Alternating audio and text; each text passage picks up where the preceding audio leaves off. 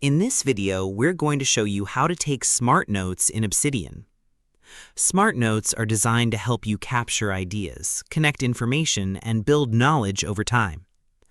Instead of simply collecting information, Smart Notes encourage you to process concepts in your own words and create meaningful connections between related topics. This approach is widely used by students, researchers, writers, and knowledge workers because it helps transform isolated notes into a system that supports learning, creativity, and long-term thinking. However, many people make the mistake of storing large amounts of information without organizing or connecting it. As a result, valuable insights can become difficult to find and even harder to use later. The good news is that Obsidian provides several features that make it easy to create and manage Smart Notes efficiently. By the end of this video, you'll learn a simple method for taking Smart Notes and building a more connected knowledge base in Obsidian. So, let's get started. The first step is to create a new note whenever you encounter an important idea, concept, or piece of information. Instead of copying information word for word, write the idea in your own words. This helps improve understanding and makes the note more useful for future reference. Next, give the note a clear and descriptive title. A meaningful title makes it easier to locate and understand the purpose of the note later. After writing the main idea, look for opportunities to connect it with other notes in your vault. To create a link, type double square brackets and select a related note. These connections help build relationships between ideas and make information easier to discover. You can also add tags and properties to categorize notes by topic, project, or area of interest. This adds another layer of organization to your knowledge system. As you continue creating notes, focus on capturing one main idea per note whenever possible.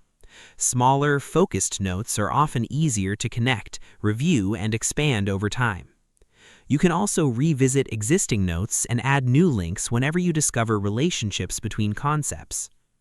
Over time, your collection of Smart Notes will grow into a network of connected knowledge that supports learning and creative thinking.